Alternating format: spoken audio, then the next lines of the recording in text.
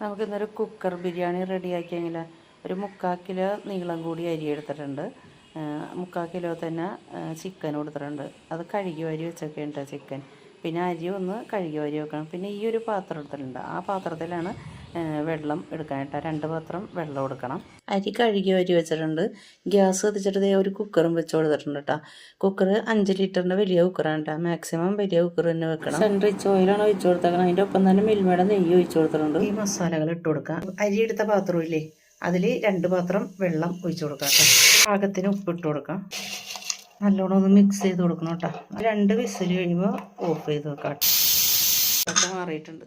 പാത്രത്തിലേക്ക് മാറ്റാട്ടോ. ഗ്യാസ് കത്തിച്ചിട്ട് ആ കുക്കറിനെ ഞാൻ വെച്ച് കൊടുത്തിട്ടുണ്ട് കേട്ടോ. വെളിച്ചെണ്ണ ഒഴിച്ച് കൊടുക്കാം. 2 സവാള ചെറുതാക്കി അരിഞ്ഞത് സോഫ്റ്റ് ആവുന്ന വരെ വാട്ടിയെടുക്കാം.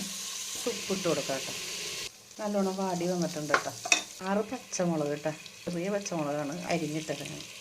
ഇഞ്ചി വെളുത്തുള്ളി ഇത് രണ്ടും നല്ല ചതച്ചത് പച്ചമണം മാറുന്ന വരെ വഴറ്റി കൊടുക്കാം. 1 ടീസ്പൂൺ മഞ്ഞൾപ്പൊടി, 1 ടേബിൾ സ്പൂൺ മല്ലിപ്പൊടി, ചിക്കൻ മസാലപ്പൊടിയാണ് എടുത്തേക്കുന്നത്. ഇത്ര ഇട്ട് കൊടുക്കണ്ട കേട്ടോ. നല്ലോണം വഴറ്റി കൊടുക്കാം. 2 തക്കാളി അരിഞ്ഞ് വെച്ചതാണ്, അതിട്ട് കൊടുക്കാം. കുറച്ച് വേപ്പില ഇട്ട് കൊടുത്തിട്ടുണ്ട്. തക്കാളിയൊക്കെ നല്ലോണം വാടി വന്നിട്ടുണ്ട് കേട്ടോ. നമുക്കിനി ഇതിലേക്ക് ചിക്കൻ ഇട്ട് കൊടുക്കാം. നല്ലോണം മിക്സ് ചെയ്തെടുത്തിട്ടുണ്ട് കേട്ടോ. ഒരു ചെറിയ പാത്രത്തിൽ കുറച്ച് തൈര് എടുത്തിട്ടുണ്ട്, അത് ഒഴിച്ചു കൊടുക്കാം.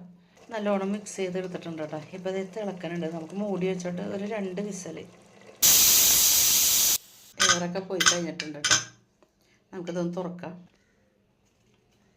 നല്ലോണം മിക്സ് ചെയ്തിട്ടേ കുറച്ചിൻ്റെ അരപ്പ് മാറ്റി വെച്ചിട്ടുണ്ട് കേട്ടോ. ഇതിലേക്ക് ഇനി റൈസ് ഇട്ട് കൊടുക്കാം കേട്ടോ. ആദ്യത്തെ ലെയർ ഒന്ന് ഇട്ട് കൊടുത്തിട്ടുണ്ട് കേട്ടോ. പിന്നെ നമ്മൾ ഈ ഒരു പാത്രത്തിൽ എടുത്ത് വെച്ചില്ലേ, അതിൻ്റെ കുറച്ച് മസാല അതിട്ട് കൊടുക്കാം. കുറച്ച് സവാളയും കശുവണ്ടിയും മുന്തിരിയും വേപ്പിലയും കൂടി ഫ്രൈ ചെയ്ത് വെച്ചിട്ടുണ്ട്. ഈ സമയത്ത് മല്ലിയില ഉണ്ടെങ്കിൽ കുറച്ച് ഇട്ട് കൊടുക്കാം കേട്ടോ. ഇത് സവാളയും കശുവണ്ടിയും മുന്തിരിയും വേപ്പിലയൊക്കെ ഇട്ട് കൊടുത്തിട്ടുണ്ട്.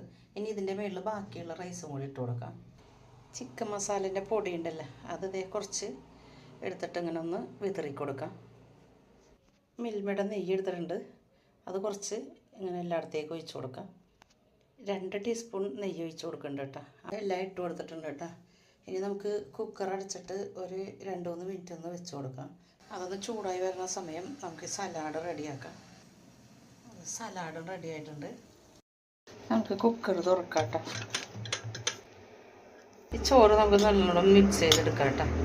ചോറും മസാല ഞാൻ വേറെ പാത്രത്തിലേക്ക് മാറ്റിയിട്ടുണ്ട്. ഇതിൻ്റെ മുകളിൽ നമുക്ക് റൈസ് ഇട്ട് കൊടുക്കാം. അങ്ങനെ കുക്കർ ബിരിയാണി റെഡി ആയിട്ടുണ്ട്. നിങ്ങൾ ഇതുപോലെ ഒന്ന് ട്രൈ ചെയ്ത് നോക്കണം കേട്ടോ.